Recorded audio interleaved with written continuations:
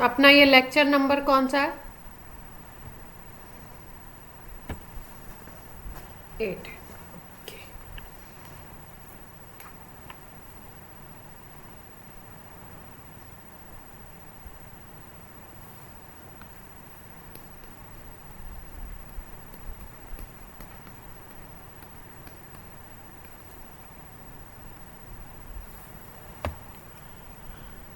हम लोगों ने लास्ट टाइम पे बात करी थी भाई, ये गैल्वेनिक सेल का सेटअप है, वोल्टिक सेल भी बोलते हैं इसको। और गैल्वेनिक सेल में के सेटअप में हम लोग क्या करते हैं, एनोड को लेफ्ट हैंड साइड में, कैथोड को राइट हैंड साइड में रखते हैं। ऐसे सेटअप किया जाता है कि आपका एनोड लेफ्ट में हो और कैथोड कहाँ पे हो, राइट हैंड साइड में हो।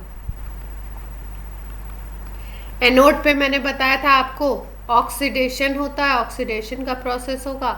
और कैथोड पे अगर हम बात करें तो रिडक्शन का प्रोसेस होगा। इतनी बात सबको क्लियर है?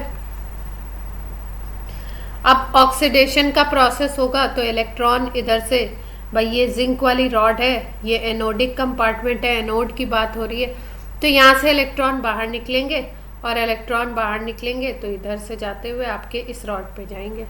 तो इसका मतलब अगर हम देखें यहाँ पे बाहर की तरफ, तो बाहर की तरफ इलेक्ट्रॉन मूव कर रहे हैं आपके एनोड टू कैथोड, मतलब जिंक रॉड से कॉपर रॉड की तरफ। और आपको पता है कि अगर हम बात करें कि करंट किस तरफ मूव करेगा, तो करंट का डायरेक्शन अगर हम बात करें तो कैथोड टू एनोड हो जाएगा। क्यों? क्योंकि करंट का डायरेक्शन क्या होता है, अगर फिजिक्स में हम पढ़ें तो जिस तरफ इलेक्ट्रॉन मूव करते हैं उसके अपोजिट में करंट फ्लो करता है।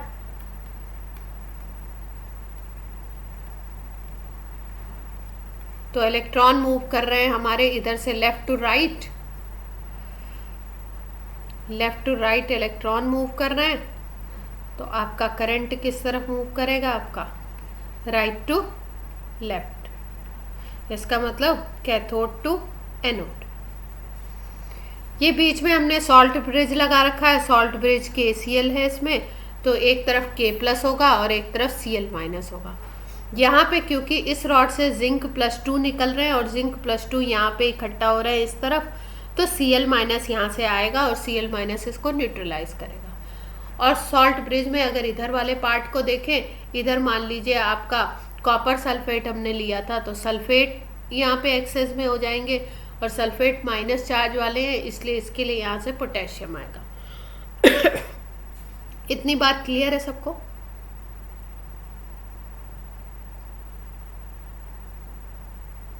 अब देखो, अब एक और बात आती है, एक वर्ड हम लोग यूज करते हैं, ट्रांसपोर्ट नंबर की बात करते हैं। अब ट्रांसपोर्ट नंबर क्या है, देखो ये वाले आयंस मूव कर रहे हैं इधर से, आपके इधर से Cl- आ रहा है सॉल्ट ब्रिज से और इधर K+ आ रहा है, जिसकी वजह से यहाँ पे जो पॉजिटिव चार्ज Zn+2 की वजह से गैदर हो रहा था और यहाँ पे नेगेटिव SO4-2 की वजह से गैदर हो रहा था, उसको ख़त्म करने का ये काम करता है सॉल्ट। वॉइस क्या हुई?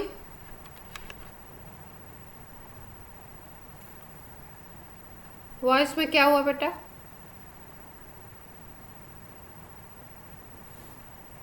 सही आ रही है बेटा? हो सकता है तुम्हारे नेटवर्क में कोई इशू।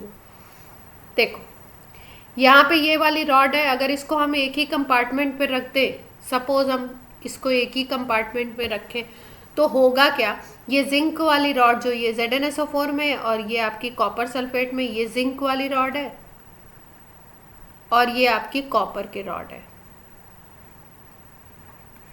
तो हम लोग देख क्या पा रहे थे, हम लोग ये देख पा रहे थे कि यहाँ पे इलेक्ट्रॉन यहाँ से निकल रहे थे, तो इलेक्ट्रॉन इस लेयर पे आ जाएंगे, इस इलेक्ट्रोड पे आ जाएंगे जिंक पे, तो ये नेगेटिवली चार्ज बन जाएगी और यहाँ पे पॉजिटिव चार्ज डेवलप होगा। ये पॉजिटिव चार्ज किसका होगा, Zn+2 यहाँ पे इकट्ठा होने लगेंगे, तो Zn+2 का पॉजिटिव चार्ज बनेगा। यहाँ पे हमने क्या बात करी थी, यहाँ पे हमने बोला था कि Cu+2 होता है, वो इन दो इलेक्ट्रॉन्स को, जो इधर से इलेक्ट्रॉन आते हैं, इन दो इलेक्ट्रॉन्स को लेता है और Cu बना लेता है। जब ये Cu बनाता है तो होता क्या है कि आपके ये जो SO4-2 है वो SO4-2 यहाँ पे इकट्ठा होने लगता है। तो एक तरफ पॉजिटिव चार्ज और एक तरफ निगेटिव चार्ज डेवलप हो जाता है। अगर हम इसको एक ही कंटेनर में ले लेते हैं, दोनों कंपार्टमेंट को एक ही कंटेनर में बनाते हैं, तो हम ऐसा देखते हैं कि एक डबल लेयर क्रिएट हो जाती है, एक पॉजिटिव की और एक निगेटिव की। इसको हम बोलते हैं इलेक्ट्रिकल डबल लेयर। ये जो लेयर पूरी बन गई है इसको बोलते हैं इलेक्ट्रिकल डबल लेयर। क्यों? क्योंकि एक तरफ पॉजिटिव चार्ज पूरा डेवलप हो गया, एक तरफ निगेटिव चार्ज डेवलप हो गया। अब आपको पता है कि पॉजिटिव और निगेटिव चार्ज अगर कहीं पे डेवलप हो रहे हैं, मान लो कहीं प्लस क्यू है कहीं माइनस क्यू है, तो उनके बीच में एक पोटेंशियल डिफरेंस क्रिएट हो जाएगा। चार्ज, हाँ, चार्ज सेपरेशन होता है थोड़ा सा, और चार्ज डिफरेंट होते हैं तो उनके बीच में पोटेंशियल डिफरेंस जरूर होगा। तो पोटेंशियल डिफरेंस क्रिएट हो जाता है। उस पोटेंशियल डिफरेंस को हम बोलते हैं लिक्विड लिक्विड जंक्शन पोटेंशियल। क्या बोलते हैं? Liquid liquid junction potential. तो ये जो generation of electrical double layer हुआ है, due to which potential different नहीं, पोटेंशियल डिफरेंस ये जनरेट हो जाएगा, और that is called liquid liquid junction potential. और ये क्या करता है, जो सेल का ईएमएफ होता है उसको अपोज करता है। जो भी पोटेंशियल डिफरेंस अगर हम यहाँ पे सेल को कनेक्ट करेंगे तो सेल के ईएमएफ को ये क्या करेगा, अपोज करेगा। इतनी बात क्लियर हुई। अब ये जो इलेक्ट्रिकल डबल लेयर बनी थी, इस डबल लेयर को अगर हमें ख़त्म करना है तो उसके लिए हमारे पास सॉल्ट ब्रिज काम आता है। सॉल्ट ब्रिज क्या करता है, इंटरनल सर्किट को कंप्लीट करता है। इस वर्ड का मतलब समझते हैं, इंटरनल सर्किट मतलब, देखो ये अपना सेल का सेटअप था। इस सेटअप में अगर बाहर देखो आप, तो बाहर से ये जिंक रॉड या वायर वगैरह से कनेक्ट है, तो इसको बोलते हैं एक्सटर्नल सर्किट।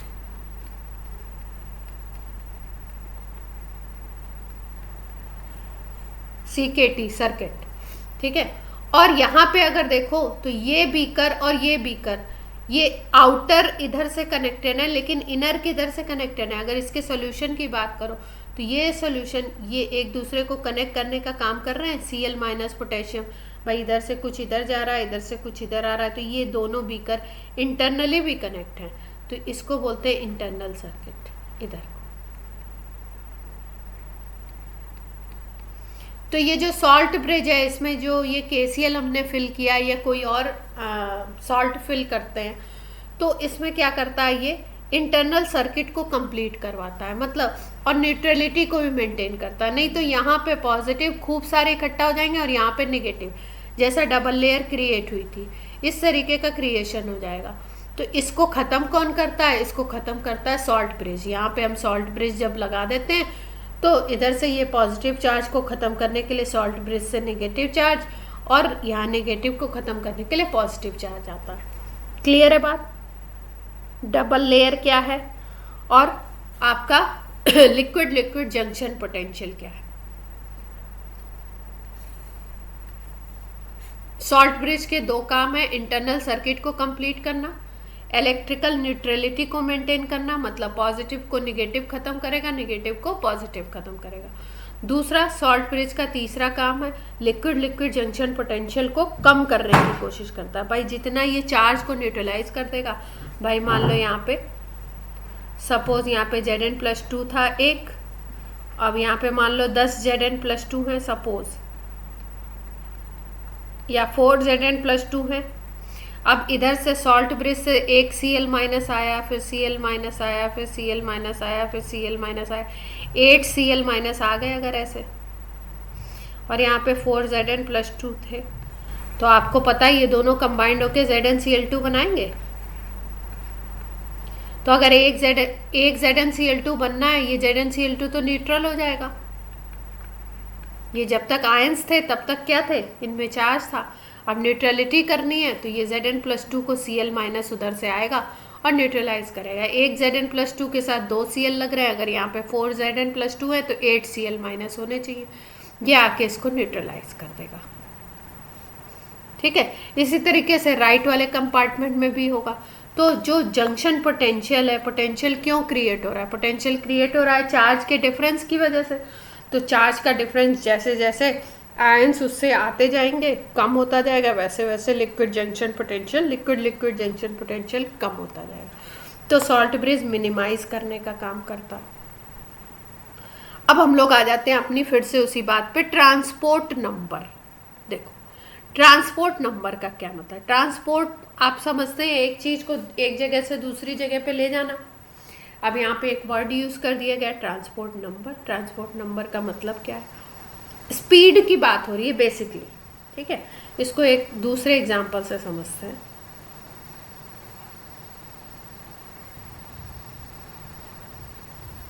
देखो जैसे मान लो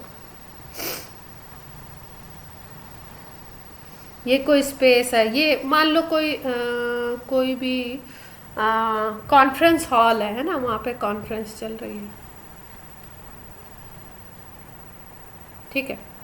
अब जो कॉन्फ्रेंस कंडक्ट करा रहा है वो बोलता है कि भाई ऐसा है कि ऐसा कर रहा है हमें कि एट ए टाइम 100% यहाँ पे रहने चाहिए, इससे कम नहीं होना चाहिए, मिनिमम इतना 100% को होना है, ठीक है। या उसने कह दिया कि 100 की कैपेसिटी है, कांस्टेंट 100 होने ही चाहिए, ठीक है। ऐसे कम ही नहीं होनी चाहिए पर्सन की, ऐसा नहीं लगे कि हमारी कॉन्फ्रेंस जो है वो क्या है सही नहीं जा रही है। तो क्या होगा कि 100 के 100, अब मान लो ये 4 आवर्स की कॉन्फ्रेंस चल रही है, तो 100 के 100 तो पूरे 4 आवर्स बैठ नहीं सकते, ठीक है। कुछ कॉन्फ्रेंस भी ऐसे टॉपिक्स पे कि 4 घंटे आदमी मन नहीं लगा सकता। तो क्या होता है कि मान लो बोला गया कि कुछ लोग एक स्लॉट में आ जाएं, फिर कुछ लोग उस स्लॉट से निकल जाएं और फिर दूसरे लोग एंट्री कर लें, इस तरीके से, ठीक। तो मान लो सपोज 20% को एंट्री देनी है गेट कीपर को, तो यहाँ से 20% एग्जिट हो सकते हैं, ऐसा पहले से बता दिया गया, आप इस टाइम से इस टाइम तक रहोगे, उसके बाद आप एग्जिट हो जाओ। क्लियर हो रही है बात? तो अगर यहाँ पे 20% की एंट्री होनी है, यहाँ 20 को निकलना है, तो जब 20 निकलेंगे तो 80 का नंबर बनेगा और फिर से 20 अगर आ गए, जितने जा रहे हैं उतने ही आ गए, तो 100 यहाँ पे बैलेंस रहेगा। ये बात सबको समझ आती है? लेकिन अब ये जो 20% पर्सन की एंट्री होनी थी, इसमें क्या हुआ कि कुछ लोग थे बड़े लेजी, उनकी स्पीड बड़ी कम थी, स्पीड में डिफरेंस आ गया, ठीक है। तो हो सकता है कि यहाँ से तो 20 रिलीज हो गए, यहाँ से तो इनको टाइम बता दिया गया था, निकल गए, पर कुछ लोग लेट लतीफ़ आने वाले थे, तो यहाँ पे 10 की एंट्री हुई और यहाँ पे क्या हुआ 10 रिमेनिंग है, अभी रास्ते में आए नहीं।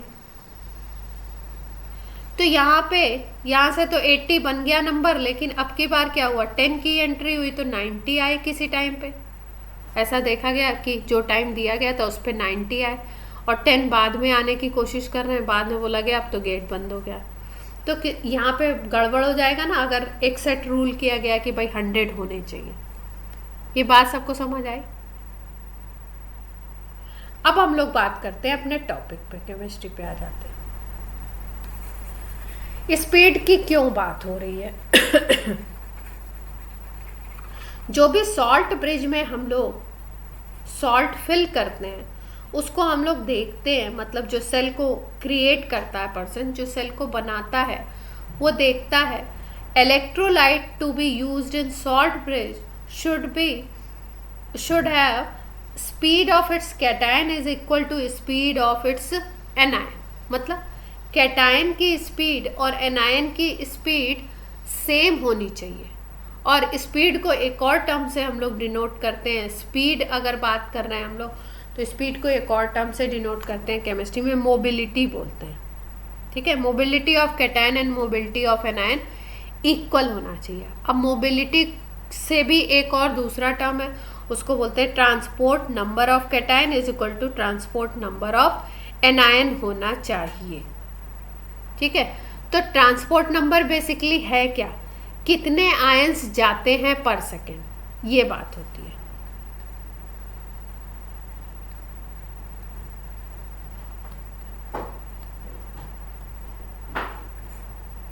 ठीक है, जैसे मान लो ये अपना एक कंटेनर था और ये एक था, यहाँ पे Zn+2 इकट्ठा हो रहे थे, इसलिए यहाँ पे पॉजिटिव चार्ज हो रहा था।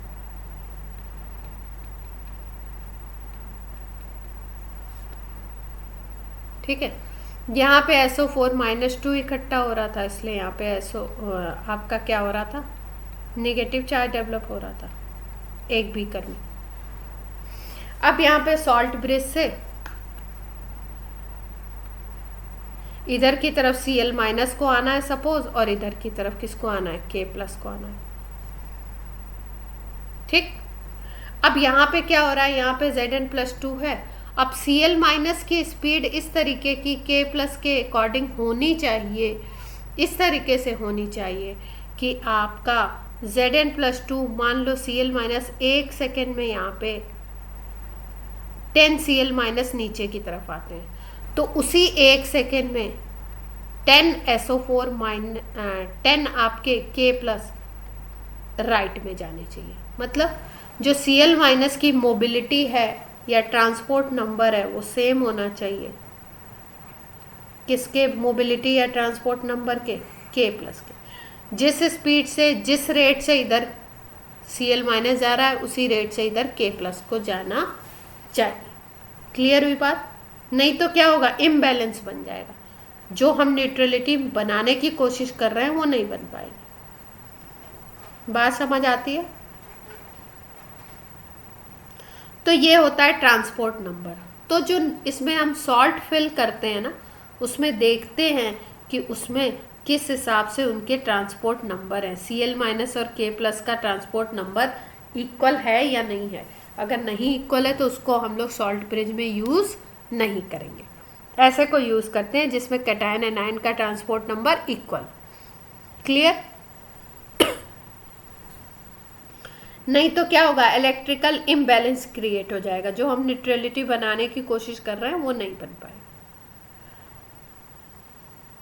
अब हम लोग बात करते हैं कि मैंने लास्ट टाइम पे आपको बताया था कि इलेक्ट्रोड पोटेंशियल के मेजरमेंट के लिए हम लोग यूज़ करते हैं स्टैंडर्ड इलेक्ट्रोड। ठीक है, और उसको हमने क्या बताया था, हाइड्रोजन इलेक्ट्रोड, हाइड्रोजन की बात की थी। और उसको अब माना जाता है कि उसका जो इलेक्ट्रोड पोटेंशियल है वो क्या होता है, 0 होता है।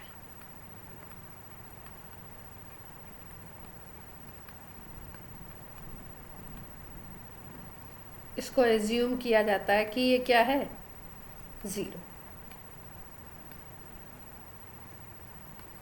अब ये बनता कैसे है hydrogen electrode, standard hydrogen electrode, she भी बोलते हैं इसको, NHE भी बोलते हैं, नॉर्मल हाइड्रोजन इलेक्ट्रोड।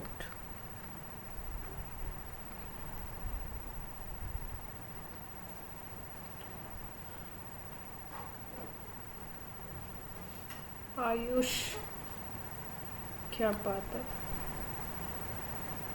आयुष, आप इतना लेट क्यों हो गए बेटा?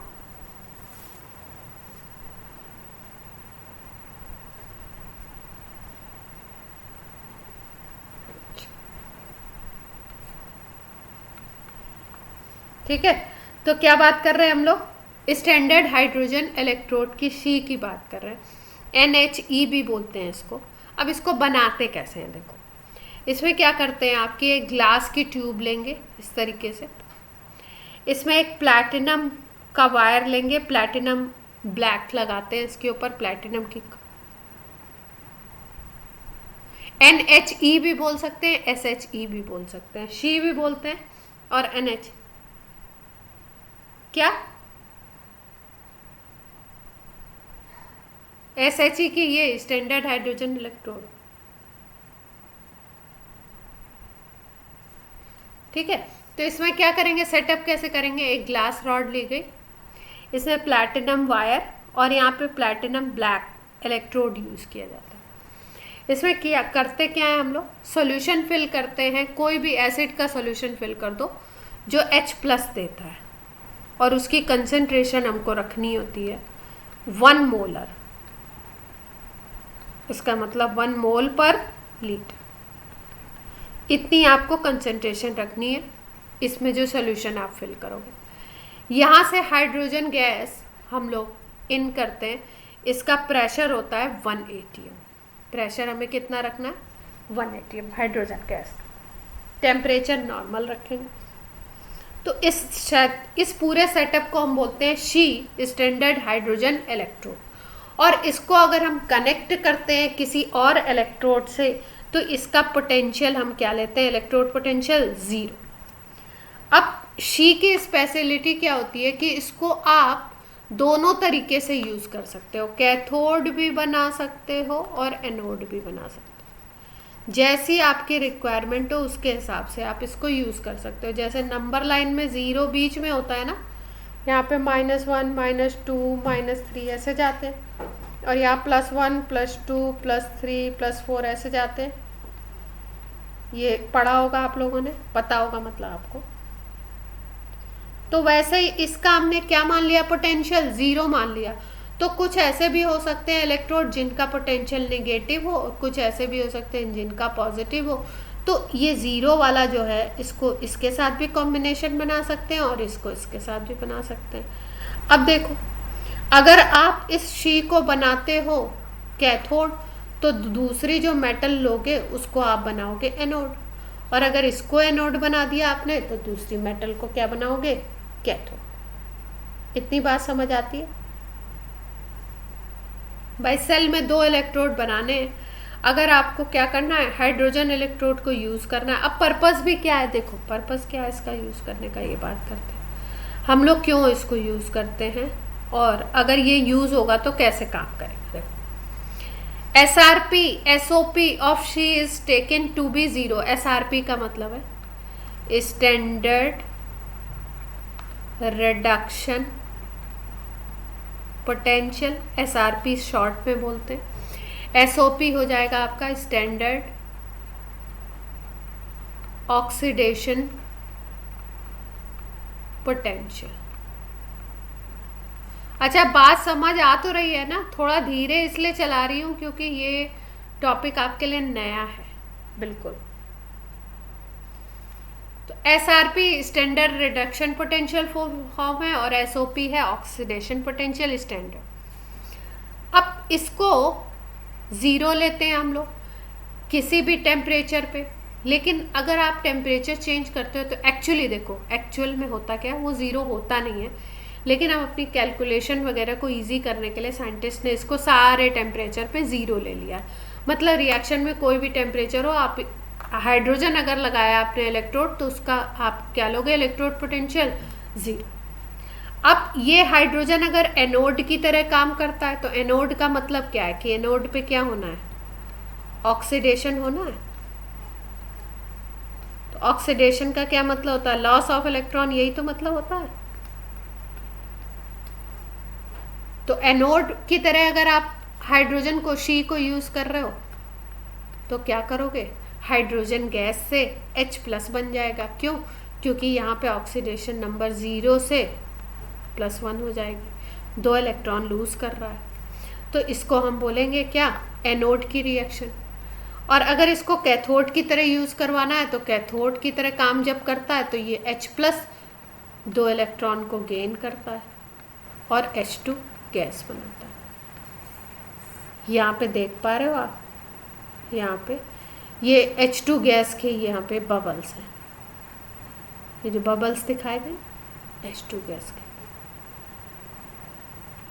ये बात क्लियर है?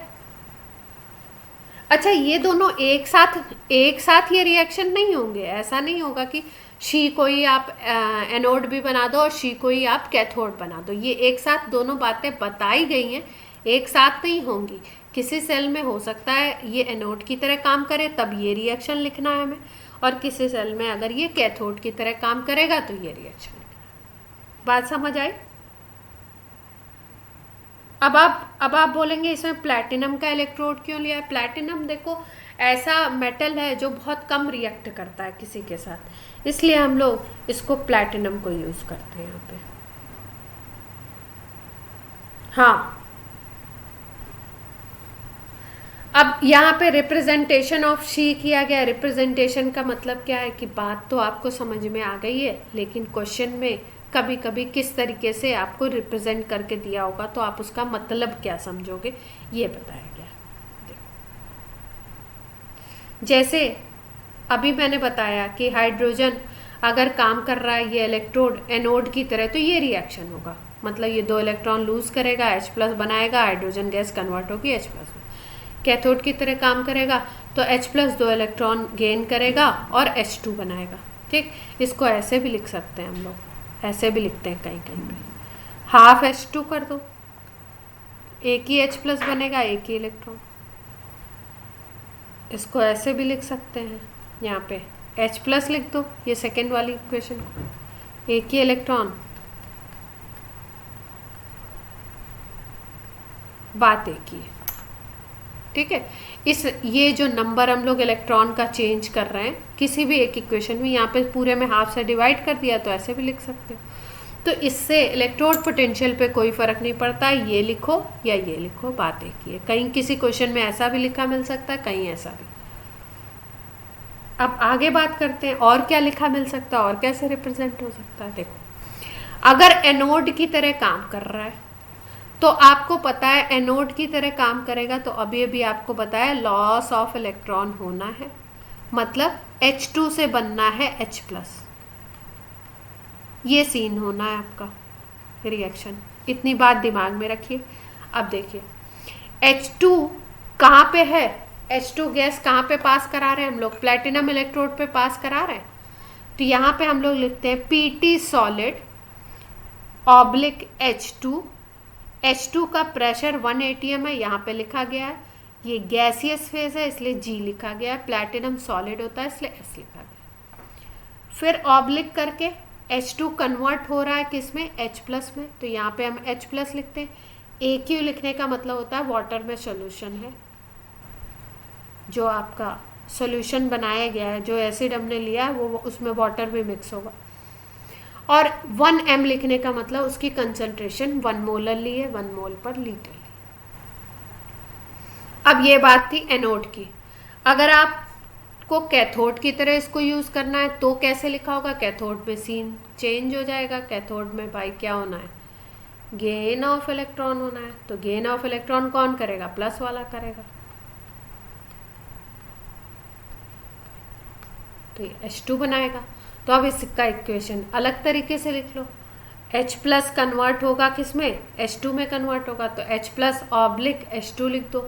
H+ एक्वस सोल्यूशन होता है, 1m कंसंट्रेशन होती है, H2 गैस होती है, 1 atm प्रेशर लेते हैं स्टैंडर्ड अगर है, और यहाँ पे ऑब्लिक करके PT सॉलिड। क्लियर हुई बात। अब ये केवल रिप्रेजेंट करने का तरीका है। दूसरी चीज, अब ये हम लोग शी को पढ़ के रहे हैं और शी की हमें ज़रूरत क्या है, किसी भी इलेक्ट्रोड का अगर हमें पोटेंशियल कैलकुलेट करना है। सपोज हमारे पास आ गई जिंक, किसी ने बोला जिंक मेटल का इलेक्ट्रोड पोटेंशियल कैलकुलेट करो,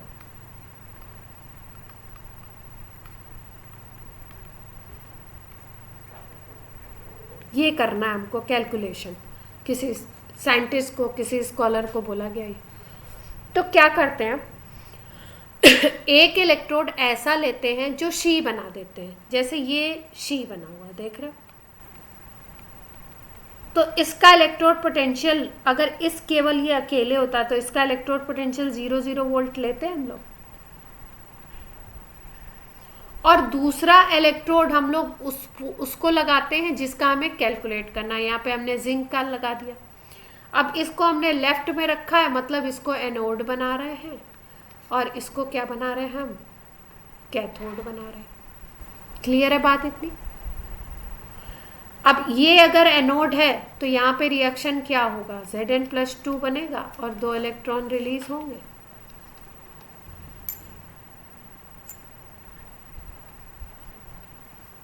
और ये अगर कैथोड की तरह काम कर रहा है तो कैथोड पे मैंने आपको क्या बताया था, क्या रिएक्शन होगा, 2H+, 2 इलेक्ट्रॉन गेन करेगा, H2 गैस बनाएगा, यही तो होगा, ये रिएक्शन होगा। ठीक है, अब देखो यहाँ पे हमने वोल्ट मीटर लगा दिया, इससे जिंक रॉड को इससे कनेक्ट कर दिया। अब इन दोनों को कुल मिला के, अगर एनोड और कैथोड दोनों को मिला के हमें पूरे सेल का पोटेंशियल निकालना हो, तो सेल पोटेंशियल निकलता है ई सेल कैथोड, ये फॉर्मूला है, ई सेल एनोड। कैथोड का जो भी पोटेंशियल है उसमें से अगर आप एनोड के पोटेंशियल को माइनस कर दो तो पूरे सेल का पोटेंशियल निकल आता है। तो अब यहाँ से इलेक्ट्रिसिटी फ्लो कर रही है, सारा प्रोसेस हो रहा है, यहाँ सॉल्ट ब्रिज लगा हुआ है, तो ये जो वोल्ट मीटर में डिफ्रैक्शन शो करेगा ना, वोल्ट मीटर की जो रीडिंग होगी वो पोटेंशियल डिफरेंस बताएगा और वो निकलेगा सेल का पोटेंशियल।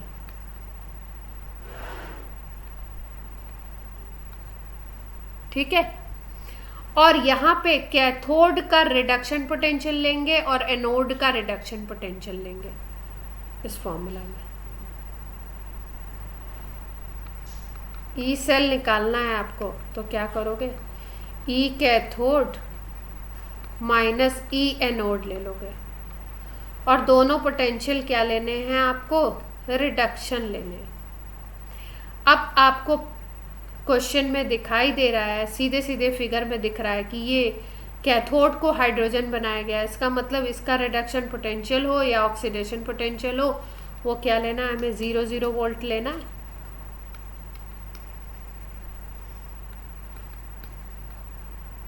और ये एनोड हमने किसको बनाया है, जिंक को बनाया है, इसका पोटेंशियल तो हमें पता नहीं है, इसका पोटेंशियल हम पता कर रहे हैं।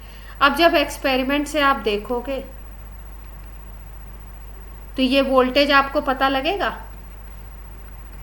एक्सपेरिमेंट के थ्रू ये वोल्टेज आप रीड कर सकते हो, रीडिंग ले सकते हो,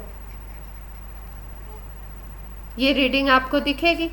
तो ये रीडिंग आपको दिख गई, तो अब आपको पता चल गया ई सेल, मान लो सपोज एक एग्जांपल लेते हैं, ई सेल मान लो आ गया आपका, रीडिंग आ रही है हमारी मान लो 5.3 वोल्ट। ठीक, तो ये ई सेल हमारी एक्सपेरिमेंट के थ्रू आ गई 5.3 वोल्ट। तो ई सेल अगर 5.3 आ गया तो ई एनोड आपका माइनस ई एनोड, ये तो 0 हो गया, ये माइनस ई एनोड है, तो ई एनोड आपका माइनस 5.3 आ जाएगा क्या।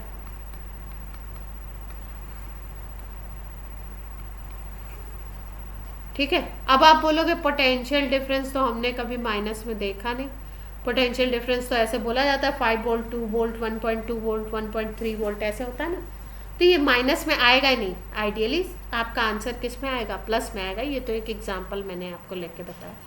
तो अब ये इस एनोड का हमें पोटेंशियल पता चल गया, वही होगा आपका क्या, जिंक रॉड का पोटेंशियल।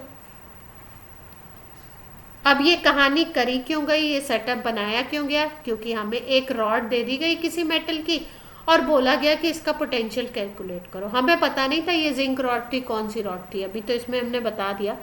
आपको ये दे दिया गया, ये रॉड है आपके पास, और आपको ये सेटअप तैयार करके या सेटअप तैयार करके दे दिया गया, बोला गया कैलकुलेट करो। तो एक तरफ हाइड्रोजन लगा दिया, दूसरी तरफ उस रॉड को लगा दिया, और यहाँ पे जो रीडिंग आई उसका साइन चेंज कर दिया, तो हमें पता लग गया क्या, इस रॉड का इलेक्ट्रोड पोटेंशियल। तो इसके लिए हम लोग यूज करते हैं इसको। समझ आई बात? ठीक है भाई। हाँ, ये कोई लेंथ तो मेज़र करनी नहीं है कि मीटर स्केल लाओ और लेंथ को मेज़र कर लो, यहाँ तो पोटेंशियल डिफरेंस की बात है, तो सेल बनाना पड़ेगा और सेल के अकॉर्डिंग निकालना पड़ेगा। तो ये एक प्रोसेस है, ये कभी प्रोसेस नहीं पूछा जाता है, बट आपको पता होना चाहिए भाई इसको हम यूज़ क्यों कर रहे हैं, पोटेंशियोमीटर लगा के ये सब सेटअप क्यों बना रहे हैं। क्लियर?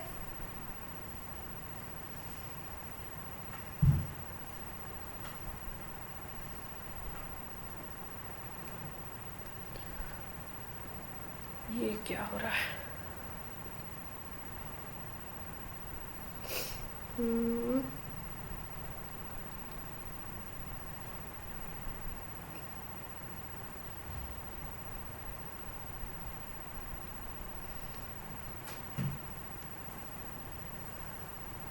अब देखो, ये अपने पुराने उसी सेल पे आ गए हम लोग, जो सेल एग्जांपल हमने लिया था। एक हमने ली थी जिंक की रॉड और एक ली थी कॉपर की रॉड, जिंक को एनोड बनाया था, कॉपर को कैथोड बनाया था, सेल रिएक्शन ऐसे लिखा था। ये लास्ट टर्म पे भी आपको बता चुकी हूँ मैं कि सेल रिएक्शन कैसे लिखते हैं। और इस सेल को अगर रिप्रेजेंट करना हो तो रिप्रेजेंट कैसे करेंगे, ऐसे करेंगे।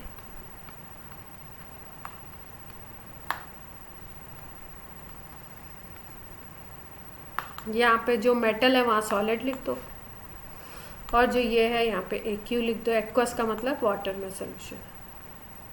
यहाँ पे कंसंट्रेशन भी लिखते हैं, मान लो इसकी C1 है, इसकी C2 है, ऐसे रिप्रेजेंटेशन भी कर सकते हैं।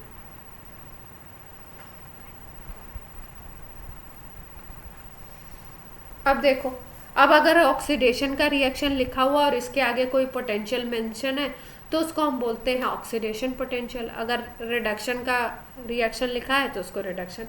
जैसे यहाँ पे देखो Zn से Zn+2 बन रहा है। ये नीचे ये जो रिप्रेजेंटेशन होता है ये बताता है कि किससे क्या बन रहा है। Zn से अगर Zn+2 बन रहा है तो +2 तो तभी बनेगा ना जब इलेक्ट्रॉन को लूज करेगा। इसका मतलब ये पोटेंशियल E लिखा हुआ है तो ऑक्सीडेशन पोटेंशियल है। और अगर कहीं पे ऐसे लिखा हुआ है +2 to 0 बन रहा है, Zn का मतलब 0, +2 से 0, तो रिडक्शन में हमेशा चार्ज कम होता है। तो 0 से +2 से 0 आ रहा है, मतलब रिडक्शन बात हो रही है। तो ये पोटेंशियल E अगर डिनोट किया गया तो that is reduction potential of zinc electrode. Question में किस हिसाब से दिया हुआ है उसको हम लोग देखते हैं। ऑक्सीडेशन पोटेंशियल अगर किसी रॉड का आपको पता है, किसी मेटल का पता है, तो रिडक्शन पोटेंशियल निकालना है तो उसका साइन चेंज कर दीजिए। रिडक्शन पता है तो ऑक्सीडेशन निकालना है तो उसका साइन चेंज कर दीजिए। इसमें कुछ भी कॉम्प्लिकेटेड नहीं है।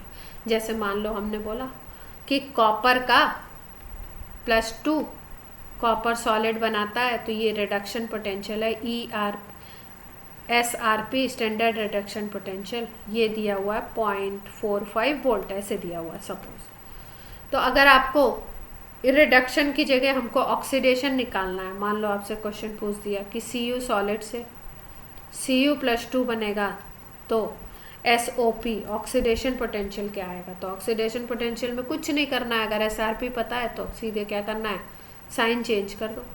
ये प्लस था तो माइनस कर दो, माइनस हो तो प्लस कर दो। क्लियर है बात सबको। ऑक्सीडेशन पोटेंशियल किसी भी मेटल के लिए और reduction potential value exact same होती है, केवल साइन चेंज होता है। अब उस सेल का अगर हमें क्या निकालना है, ई सेल निकालना है, तो reduction potential cathode minus reduction potential anode करते हैं। ये फॉर्मूला हमेशा याद रखना है। कुछ भी आपको नहीं याद है तो आप ये करोगे तो आपका आंसर आ जाएगा।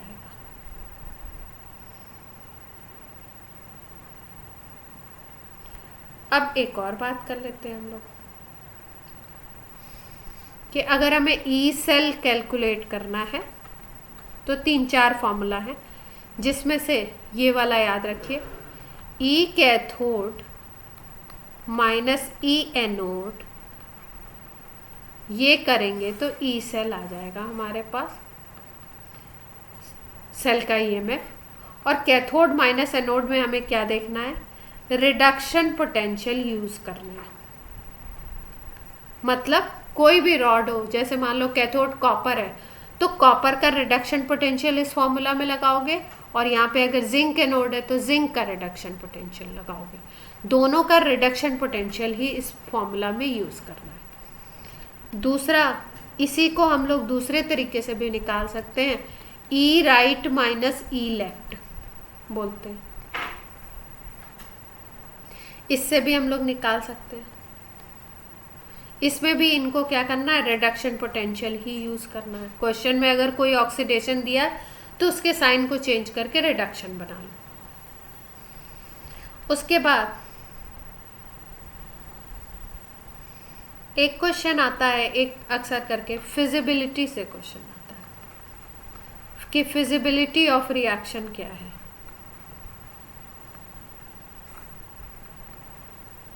फिजिबिलिटी की अगर बात करें हम, तो फिजिबिलिटी कैसे हम चेक करते हैं, मतलब कोई रिएक्शन होगा या नहीं होगा। कोई अगर हमने सेल बनाया है तो वो सही सेटअप किया है या नहीं किया है। ये बात करते हैं हम लोग। तो इसके लिए हम क्या करते हैं, अगर हमारे पास ई सेल गिवन हो, कैथोड का भी पोटेंशियल गिवन हो हमारे पास और एनोड का भी पोटेंशियल गिवन हो, ई गिवन है दोनों का, तो हम लोग क्या करते हैं, सीधे सीधे ई सेल निकाल लेते हैं, ई कैथोड माइनस ई एनोड करके। और अगर ये वैल्यू आती है आपकी पॉजिटिव,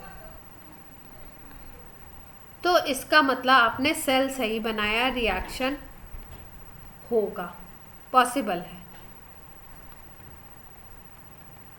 लेकिन अगर आपका ई सेल क्या आ जाता है, निगेटिव आ जाता है, तो आप याद रखेंगे कि ई सेल कभी भी निगेटिव नहीं आएगा। अगर निगेटिव आ रहा है तो वो रिएक्शन पॉसिबल नहीं है।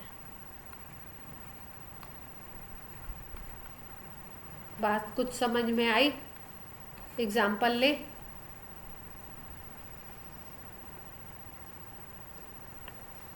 अब क्वेश्चंस में कहीं कहीं पे आपको ई सेल टर्म यूज करेंगे और कहीं कहीं पे ऐसे लिखेंगे, ई नॉट लिखेंगे, ई नॉट सेल लिखेंगे, या ई नॉट कैथोड लिखेंगे, या ई नॉट एनोड लिखेंगे। ठीक है, जब भी ये ई नॉट ऊपर ऐसे जीरो टाइप का लगा देंगे ना, तो ये होता है स्टैंडर्ड।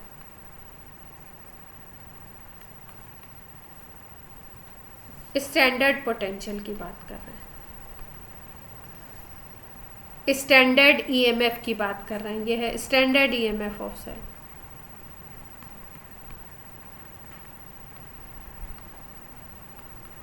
और जब भी ई सेल ऐसे लिखेंगे तो ये नॉर्मल की बात कर रहे हैं, किसी भी टेम्परेचर किसी भी प्रेशर पे हो सकता है, अलग अलग।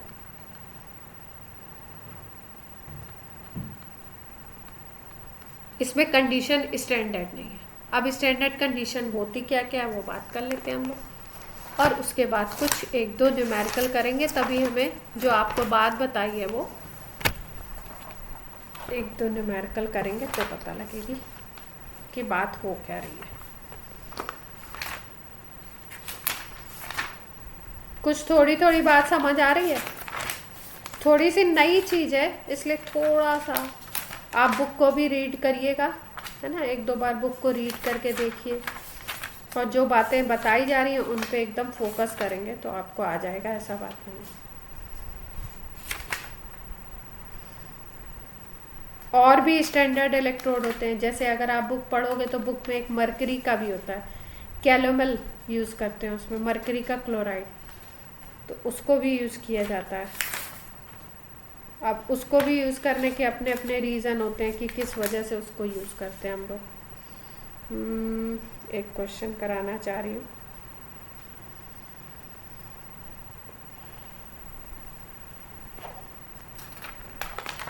स्कूल एग्ज़ाम में, हाँ क्यों नहीं आ सकता है, स्कूल में तो एनसीईआरटी आती है ना, आपको पता ही है।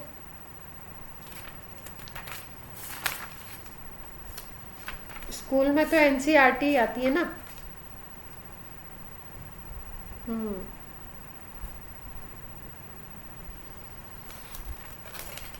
क्वेश्चन अच्छा सा है, ले लेते हैं।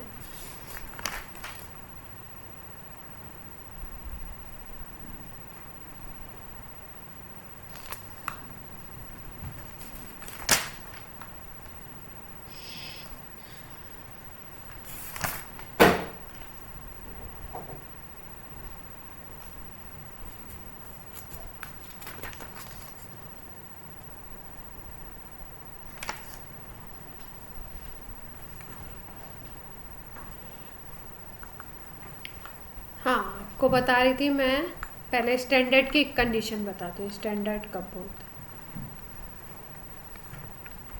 हैं। स्टैंडर्ड के लिए कंडीशन है, कंसंट्रेशन आपको लेनी होती है 1 मोलर, 1 m लिखा होगा कंसंट्रेशन।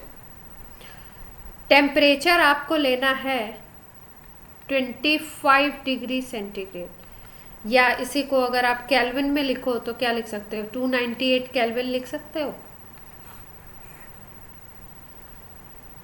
ठीक है, ये टेम्परेचर होना चाहिए आपका, और ये होना चाहिए आपका कंसंट्रेशन। और अगर कहीं पे स्टैंडर्ड बात हो रही है और कहीं पे गैस यूज़ किया गया है, जैसे हाइड्रोजन वाले में हम लोग गैस भी यूज़ करते हैं ना, तो उसका प्रेशर होना चाहिए 1 atm। या तो ये कंडीशन मिलेगी कंसंट्रेशन और ये टेम्परेचर, या आपको मिलेगा गैस के लिए अगर होगा तो atm और ये टेम्परेचर। तो temperature 25 degree centigrade, concentration 1 molar, और अगर गैस है तो उसका प्रेशर कितना होना चाहिए, 1 atm होना चाहिए। ये कंडीशन बोली जाती है स्टैंडर्ड। अगर इस टेम्परेचर और इस कंसंट्रेशन पे किसी इलेक्ट्रोड का हम लोग पोटेंशियल निकालते हैं तो उसको हम बोलते हैं स्टैंडर्ड। और अगर ये कंडीशन चेंज कर दी जाती हैं तो वो नॉर्मल बात कही जाती है। नॉर्मल वर्ड भी नहीं यूज़ करोगे, उसको आप ई सेल बोलोगे, उस पर नॉट नहीं लगाओगे, ठीक है। एट अ डिफरेंट टेम्परेचर हो सकता है, एट डिफरेंट कंसंट्रेशन हो सकती है, एट डिफरेंट प्रेशर हो सकता है। क्लियर है बात इतनी, ठीक है। और ये जो स्टैंडर्ड कंडीशन है, इस कंडीशन में हाइड्रोजन का तो हमेशा हमें क्या लेना है, 0। अब एक ठीक ठाक सा क्वेश्चन हम करके देखते हैं, तभी आपको बात क्लियर होने वाली है।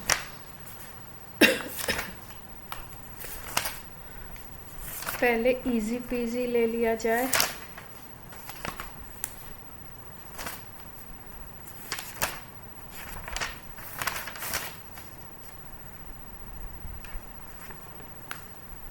Question is given to you. Reaction ऐसे दे रहा है, देखो 2Ag प्लस कैडमियम 2Ag बना रहा है और Cd+2, ये रिएक्शन हो रहा है। तो अगर इस रिएक्शन को ऑब्जर्व करो तो आप क्या देख पा रहे हो, आप देख पा रहे हो Ag प्लस से सिल्वर बन रहा है, तो यहाँ +1 से 0 हो रहा है, मतलब ये रिडक्शन है। और आपको बताया रिडक्शन किस पे होता है, कैथोड पे होता है, तो मतलब ये सिल्वर वाला जो इलेक्ट्रोड है ये कैथोड है। Cd को देख लो, तो Cd से Cd+2 बन रहा है, तो यहाँ ऑक्सीडेशन हो रहा है। तो कैडमियम क्या है, कैडमियम आपका एनोड है, मतलब एनोड की रिएक्शन ये है, कैथोड की रिएक्शन है। अब क्वेश्चन में क्या कह रहे हैं, बोल रहे हैं standard electrode potential, standard electrode SEP लिख दें अगर, standard electrode potential of Ag plus to Ag, silver plus से सिल्वर बनता है, इसके लिए SEP is given to you 0.80 volt. E0 हमने इसलिए लिख लिया क्योंकि स्टैंडर्ड बोल रहे हैं। फिर दूसरी कंडीशन दी हुई है Cd+2 से अगर Cd बने तो उसके लिए स्टैंडर्ड रिडक्शन पोटेंशियल दिया हुआ। हाँ क्वेश्चन में गिवन होगा, हम कहाँ से याद करेंगे, ये डेटा तो देगा ना। इसके लिए दिया हुआ है 0.40 वोल्ट। क्लियर। अब देखो क्वेश्चन क्या क्या पूछा है। फर्स्ट क्वेश्चन है what is standard potential of this reaction. E0 निकालना है पूरे रिएक्शन का, मतलब आपको E0 ऑफ सेल निकालना है, पूरे सेल का। दूसरा क्वेश्चन है for electrochemical cell in which this reaction takes place which electrode is negative electrode. अब ये जो रिएक्शन अगर होता है तो निगेटिव इलेक्ट्रोड कौन सा होगा, ये पूछ रहे हैं कौन सा होगा।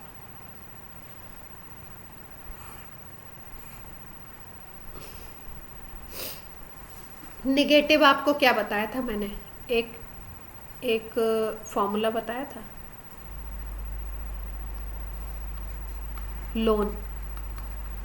लोन याद है, left oxidation, anode, negative charge. Loan याद रखेंगे तो ये बात याद रहेगी। कि लेफ्ट में ऑक्सीडेशन होता है, लेफ्ट में एनोड को रखते हैं और एनोड निगेटिवली चार्ज होता है किसमें, इलेक्ट्रोकेमिकल सेल में, जिसको हम पढ़ रहे हैं।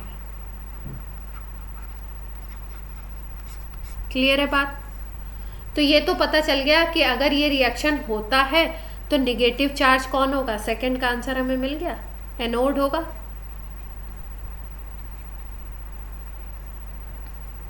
और एनोड हमने किसको बनाया, अभी अभी रिएक्शन को देखते हुए एनोड हमने इसको बनाया कैडमियम को।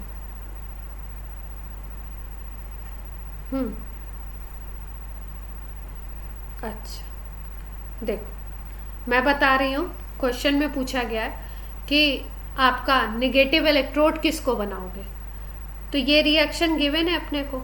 इस रिएक्शन से हमने देखा कैडमियम का ऑक्सीडेशन हो रहा है, तो इसका मतलब कैडमियम बनेगा एनोड, और एनोड पे चार्ज होता है निगेटिव, तो इसका मतलब कैडमियम वाली निगेटिव इलेक्ट्रोड होगी।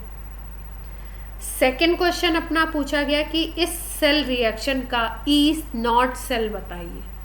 तो अगर ई नॉट सेल अपने को निकालना है तो अभी मैंने आपको थोड़ी देर पहले फॉर्मूला बताया था कि कैथोड और एनोड का रिडक्शन पोटेंशियल निकाल लो और उन रिडक्शन पोटेंशियल को ई कैथोड माइनस ई एनोड कर दो, तो आंसर आपका आ जाएगा E cell.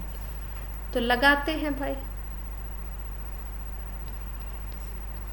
E not cell निकालना है तो E naught cathode minus E naught anode. अब ध्यान क्या रखना था, आपको बताया था ई नॉट आरपी लेना है, रिडक्शन पोटेंशियल लेना है कैथोड का, जिस रॉड को कैथोड बनाया है, और ई नॉट रिडक्शन पोटेंशियल लेना है किसका, एनोड का। अब क्वेश्चन में देख लेते हैं ऑक्सीडेशन दिया है या रिडक्शन दिया है। Ag प्लस से Ag बन रहा है, तो +1 से क्या बन रहा है, 0, तो रिडक्शन हो रहा है, तो मतलब ये रिडक्शन पोटेंशियल गिवन है।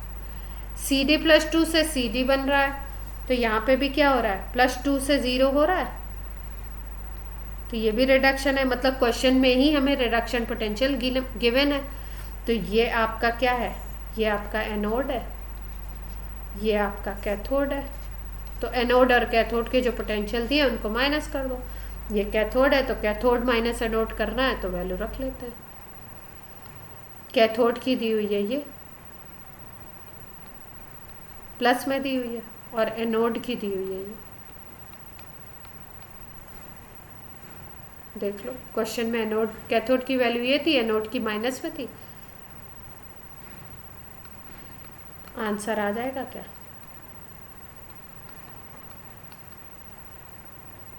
1.2 आ जाएगा वोल्ट।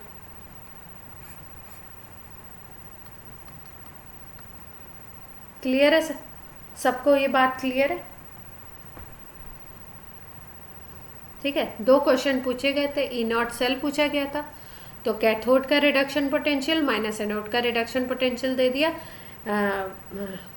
क्वेश्चन में गिवन जो थे वो भी रिडक्शन दिए थे, रिएक्शन दिया हुआ था उसके साथ पोटेंशियल लिखे थे, तो हमने चेक कर लिया रिएक्शन जो है वो क्या लिखा हुआ है, रिडक्शन लिखा है या ऑक्सीडेशन लिखा है। चार्ज कभी भी कम होगा तो रिडक्शन है, चार्ज अगर इंक्रीज होगा तो ऑक्सीडेशन है। अगर ऑक्सीडेशन पोटेंशियल देते तो उसको रिडक्शन में कन्वर्ट करने के लिए सीधे उसका साइन चेंज कर देते, बट यहाँ पे क्वेश्चन में रिडक्शन ही दिया था तो हमने सीधे सीधे यूज़ कर लिया। सबको क्लियर हो गई बात? नेक्स्ट क्वेश्चन करें, टाइम बताइएगा मुझे। 12 o'clock हो रहे, एक और कर लेते हैं। देखो क्वेश्चन दिया हुआ ऐसे,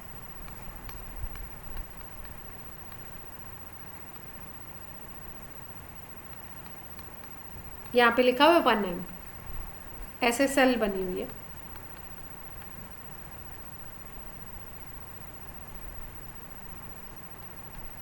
यहाँ पे भी 1m लिखा हुआ। अब देखो ये बोल रहे हैं कि ये 1 मोलर है, ये 1 मोलर है, और स्टैंडर्ड इलेक्ट्रोड पोटेंशियल R ऐसे दिया हुआ, Cu +2 +2 electron gives Cu aqueous Cu solid बनेगा एक क्वेश्चन। ये दिया हुआ है E0 0.35 वोल्ट। दूसरी इक्वेशन दी है Zn+2 electron gives Zn solid. यहाँ पे E0 दिया हुआ है -0.763 वोल्ट।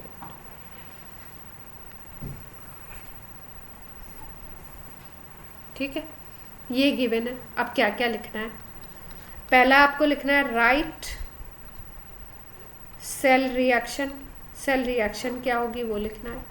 दूसरा आंसर देना है कैलकुलेट ईएमएफ ऑफ सेल।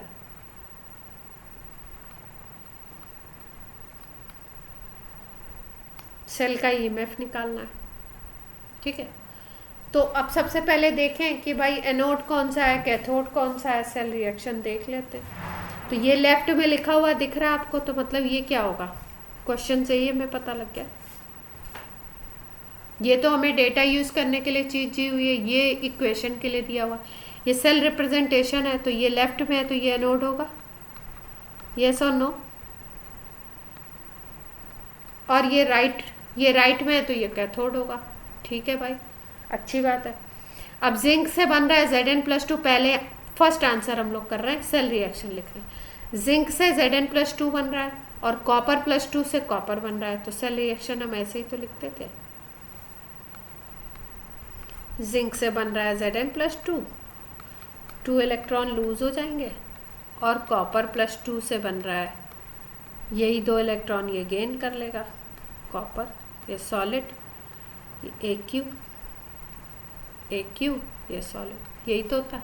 अब सेल रिएक्शन लिखना है तो दोनों को ऐड कर देते थे, ये हाफ रिएक्शन है।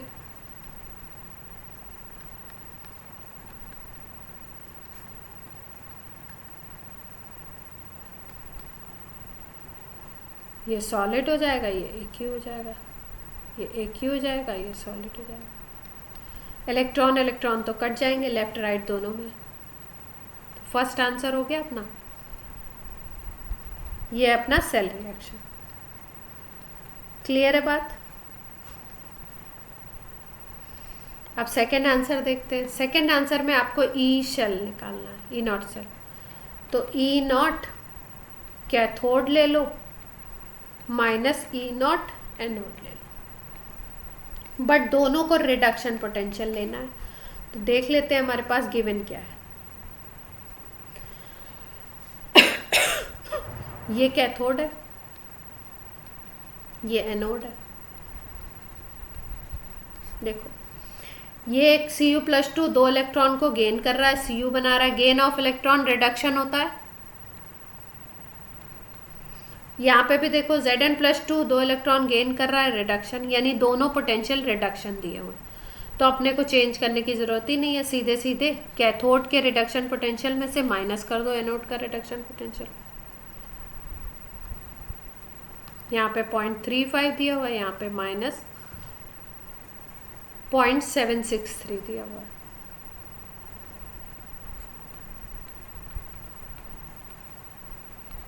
सॉल्व कर लेंगे।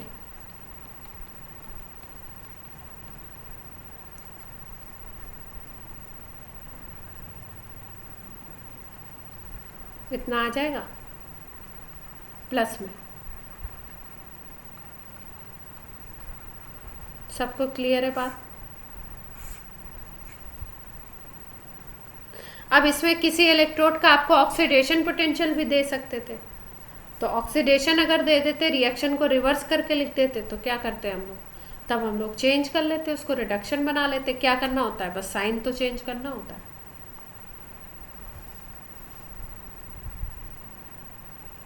क्लियर है बात? ये आपका कभी पहले सब्जेक्टिव ऑब्जेक्टिव पेपर भी आते थे ना, तो ये आया हुआ है क्वेश्चन कभी का। वैसे इसके पहले जो मैंने कराया था ये वाला, पहले रूड़की अपना एक एग्ज़ाम लेता था अलग से, उसका बड़ा टफ एग्ज़ाम हुआ करता था, बोलते थे लोग।